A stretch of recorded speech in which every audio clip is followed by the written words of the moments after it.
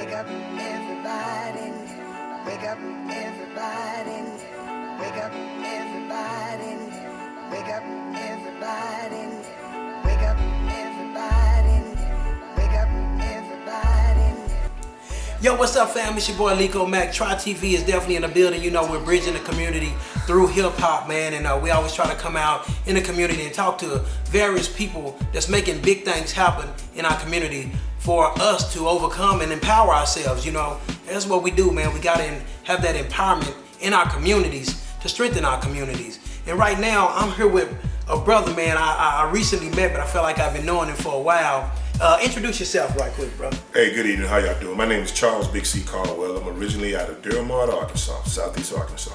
Glad to be here in Texas. Okay, yeah, Arkansas. I mean, sitting down, I mean, you probably tell how big he is. If you stand up, I probably come to his knees. But anyway, that's what's up, man. You from Arkansas, man. What's going to tell us a little bit more about yourself? You're married. What's going on with you? Yeah, I'm a little country boy in Arkansas, man. My lovely wife is here with me, Robert Denise. We've been married for 30 years. We have a daughter, Sheree Denise Caldwell, who works at Chase corporate office. My wife is employed civil service, almost 30 years herself. She's currently at Caldwell Air Force Base, at the Joint Naval Readiness Base. I'm a retired disabled veteran, and so I have a lot of free time on my hand. And what I do is just give back. I'm out in the community. I'm volunteering wherever I can, trying to help make this world a better place, man. That's wild. Now, I see you. Adolescent to adult, man. Man Up University, man. What's up, man? And I tell you what, man, that was something we just actually recently done the No Shots Fired event, man, and where I met you at, man. How do you think that went? Talk a little bit about that. It went really well. You know, when it comes down to getting involved with your community, if you could save one life or change one life, you made a difference in the world, because everybody see the world in a different way. So if I can come out and speak, or you can come out and speak, or show your time with a young boy, young girl, or young man, or young woman, and change their life so they're going a different path, you made a difference in that person's world. So now when that person changed, they will reach back and change someone else. That's what the change is all about. Reaching out, saving lives, and then that person go save somebody else's life, and it continues. That's what our goal and the hopes are, and that's our vision. Wow. Yes. And as when you say that's our vision, that goes to adolescents to adults, right? Yes, Adolescent to Adults is a nonprofit organization that was created from the vision of me. One brother was shot on the drive-by in 1995 in Muskogee, Oklahoma. By the grace of God, he's still here. Of course, he's disabled, but he's still here. Awesome. And then another brother was murdered 1 December 99.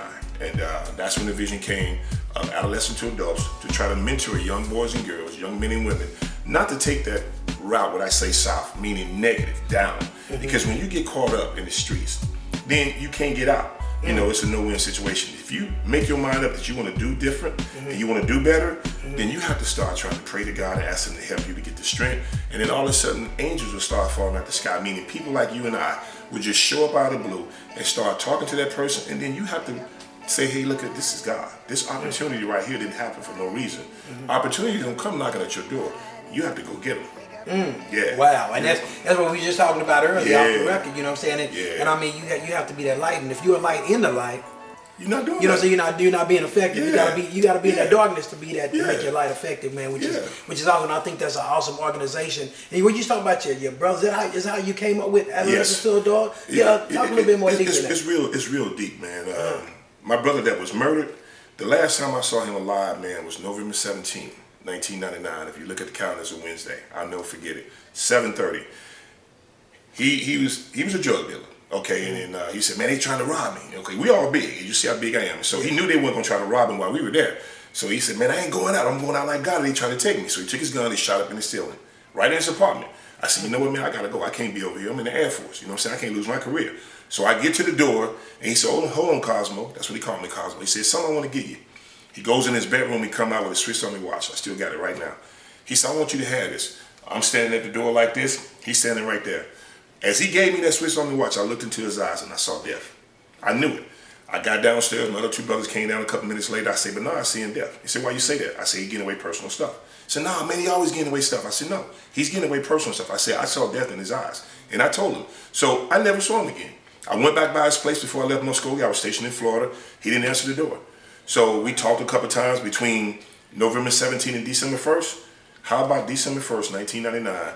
The guy that shot him was standing right where I was standing, 5 times in the chest. And he was standing exactly in that same spot. Fell down the stairs.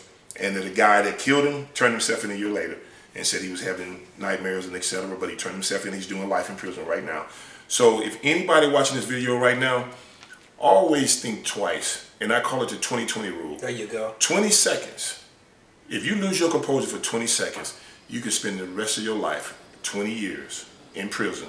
So think twice, think 3 times before you make a decision.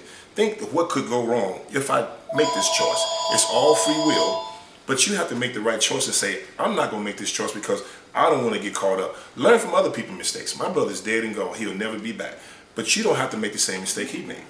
And that's what I'm all about, trying to get out here to make sure other young boys and young girls, men and women, don't make the same mistake we made. And let's talk about the light. Yes. A lot of us out here, you know, we got preachers, we got bishops, we got ministers, we got deacons, we got people who say we're saved. That's fine. We go to church, we do our thing. We go to Bible school, we go to Sunday school, we go to brotherhood, we go to whatever. But come out here where it's dark at. Go reach a brother on the streets. Go reach a sister on the street. If you see somebody homeless, you see somebody that's a drug addict or alcoholic, whether they male or female, that's somebody's son, that's somebody's daughter, that's somebody's daddy, that's somebody's mama, that's somebody's sister, that's somebody's brother. I don't care what color they are. And when it comes down to Jesus Christ, we're all sisters and brothers. So we got to stop going to church because we got a pastor to do that. Us other brothers that say we saved, we got to get out here in this community like it used to be when I was coming up in a kid. As a kid in Arkansas, you said a bad word on the wrong side of town. You got beat down by that woman who didn't know you. And when you got home, you got beat down again because she didn't call your parents or grandparents and told me you was over there saying a bad word. Right. So we didn't do those type of things. Wow. We have got to start reaching back out to our community saying if you see something wrong and you don't say nothing about it, you're part of the problem. So we got to take our community back. Wow. We got to wake up. Wow, I say the same thing. I think a lot of us are scared of our community. There it is. You know what I'm saying? So and that's something we was talking about even at the No Shots Fired. What is the next point? The next point to me is getting out there where the brothers are because they're not coming to these. They're not, exactly. We got to go where they are. You know, it's like Jesus did. We talk about he was out there. He wasn't in no 4 walls.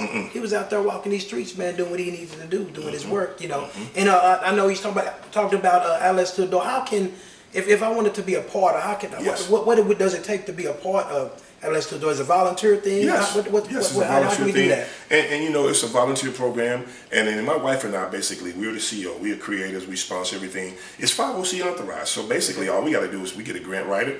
You know, we can accept money from grants and all that stuff. But we've been funding everything. Okay. But if you want to be a part of Adolescents to Adults, all you got to do is give me a call at 817-528-4351. Or you can hit my website at www.adolescent, ADOLESCENTS2, ADULT.com.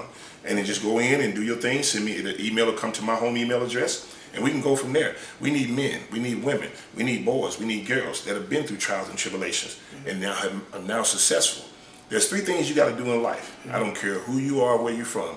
You've got to adapt, you got to improvise, and you got to overcome. Ain't nothing easy. If it's anything worth having, it's gonna come with a struggle. But you got to be patient. You got to have faith, and you got to believe in God because He's gonna allow certain things to happen to you just so He can bless you. If you can't pass the test, then you ain't got no testimony. That makes a lot of sense right there, man. I had an old pastor say, if nothing happens to you, if the devil don't mess with you on this journey, good chance you're going the same way He going, man. So you gotta look out for that, man. You know. And is there anything you want to say to the family out there? I mean, anything else you want to add about Alice to a daughter? Just want to say something else to the people, man. A good word. What's going on? This is what I like to say. Experience is the only situation where you get to test before the lesson. And what brothers like you and I are doing out here in the streets is we're sharing our experience with others. We made mistakes in life. I'm 57 years old. I'm not sure how old you are, but I don't mind saying it. So when I go out and I try to talk to a young man or a young woman or a young boy, young girl, and I tell them not to do A, B, and C, I've seen it happen. Or I've done it myself, and I know what's going to happen. It's just like a coach. When a coach tell you certain plays to run, he knows what's going to happen. He knows what the defense is going to do. So he's preparing you so you can capitalize. We're doing the same thing out here. When we share our time in the community and we're sharing our experience with you, you need to listen and learn from other people's mistakes because history repeats itself. There's nothing new under the sun. Y'all think because we old, we don't know what's going on. Y'all supposed to be so hip, so swag. Ain't nothing new. Right. See what I'm saying? Y'all just doing the same thing we did. It's a different way. The same dances, y'all just changed the name. So ain't nothing new. Right. You know, so y'all need to listen to us OGs if that's what y'all want to say. So y'all can become an OG. You see what I'm saying? Because the way y'all going, you ain't gonna make it to be an OG. So how you gonna laugh at somebody because you say we too old to know what we talking about and you don't never make it to 57? That's what you need to understand. Wow. Get like me. Yeah. Then you can come talk. Yeah. That's what's up. So again, if they would like to volunteer or like to get in touch with you, know more about the program, Yes. Give them that information once again. Once again, 817-528-4351. My name is Charles Big C Caldwell. Go by Big C. My website is www.adolescents, ADOLESCENTS, the number 2, ADULT.com, adolescent2adult.com. That's what's up, man. And I appreciate your time, brother. Appreciate you coming out, bro.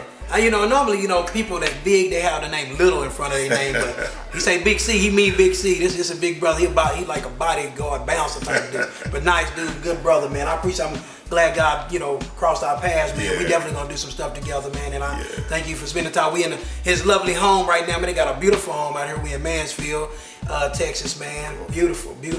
I'm trying to get my wife to come over, man. Okay, she don't want to do it, man. That's all good. You represent for both of them, man. For the both of y'all. Yeah. That's how a lot of women, they don't want to do that. But anyway, we thank y'all for tuning in. It's Try TV, man. Bridging the community through hip hop again. Thank my brother Big C, man, for letting us come into his home, man, and do this interview. If you got something going on, man, holler at this brother. Adolescent to Adult.